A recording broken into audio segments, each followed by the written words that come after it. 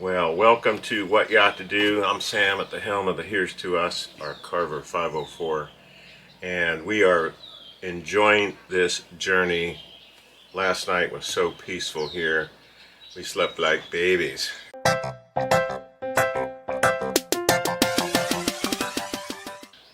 Sometimes we will be at a place where, hey, there's a lot of things to do, restaurants, but every once in a while we like the quietness of a place. It was very quiet. The bridge over here, hardly any traffic, but this morning I woke, I guess people going to work using that bridge going over there, we could hear that. But other than that, it's just the birds and insects and just a wonderful place to stay. There is a dredge here in front of us.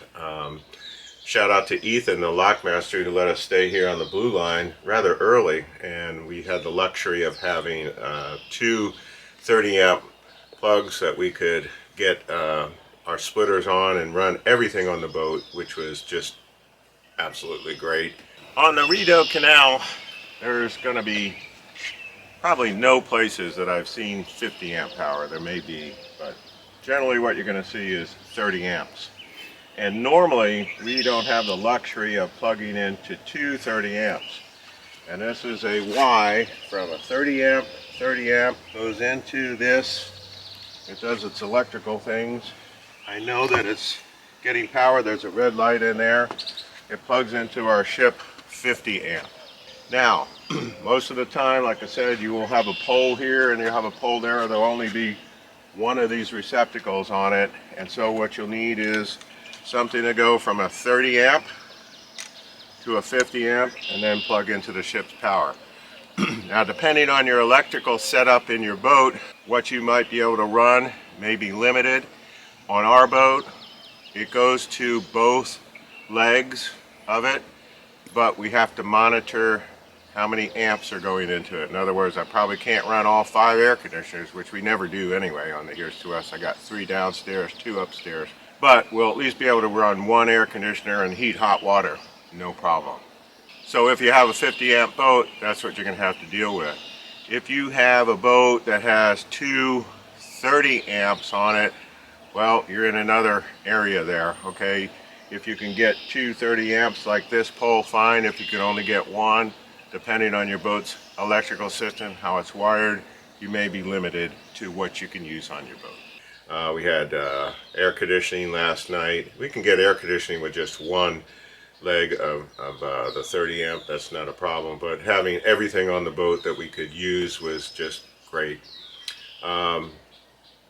The Beaver Dam dredging operation up there, you can see it has a sphere with a diamond and a sphere. And that is the signal for a boat that is restricted in its ability to maneuver, a ram boat, due to the nature of their work. And certainly the nature of their work is dredging. So you will see that out there, and those of you who study that type of thing or have your captain's license had to pass that particular question on the captain's exam. Today we are going to get an early start. Going to shove off here about an hour and a half prior to the opening of the next lock, which is about 7 miles away, and hopefully get a swing through there.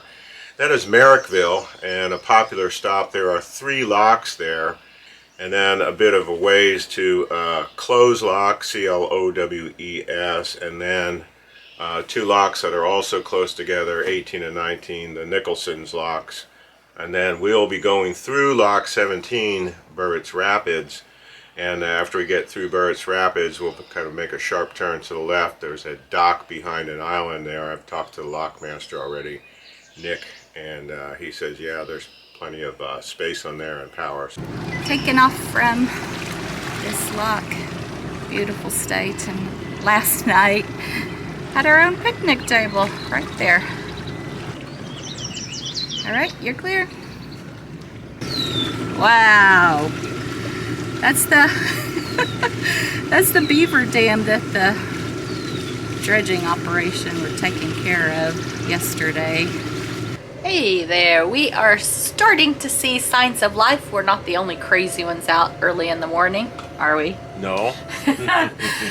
Here is a boat coming toward us. Now these boats, I see 4 right now.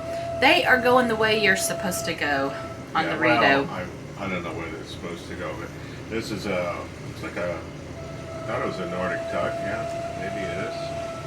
Yeah, Nordic tug. Itty bitty one, a 26, and then there's a flotilla of 3, and I think one of the people that have corresponded with is in this one, a boat called Riker. So we'll give a shout out to them. There's a 390 Sea Ray and also 2 main ships. Looks like the 390 Sea Ray is leading the pack. And it is. They are going the way you're supposed to go because, right, the water comes down. Oh, this isn't the point we're going against the current though, is it? No. You know how some people say don't do the loop in the clockwise manner because of how much fuel it takes going up the river system during the fall. People have done it.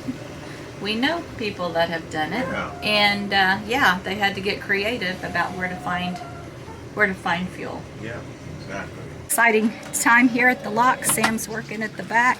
They put a little boat next to us.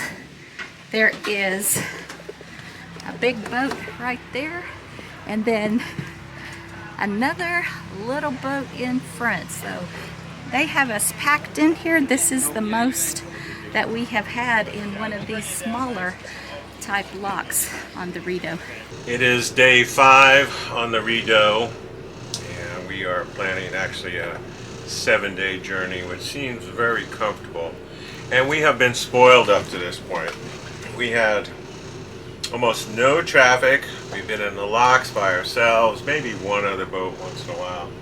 And the last 3 locks, 4 boats in there.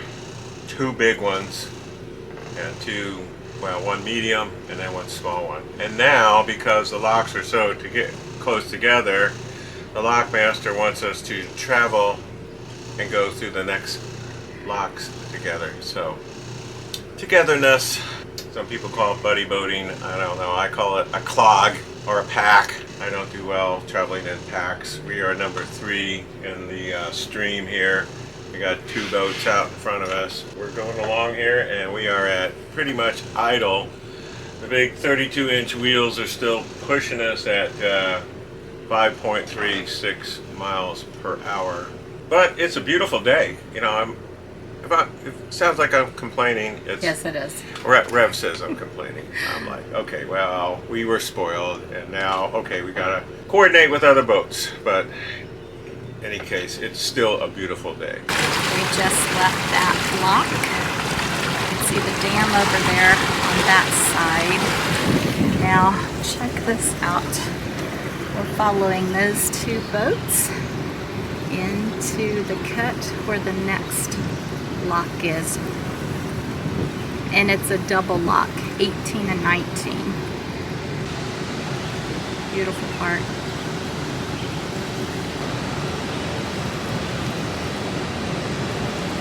Okay. What is that thing over on the right? Do you see that, that structure on the right-hand side? Like maybe there's a bridge.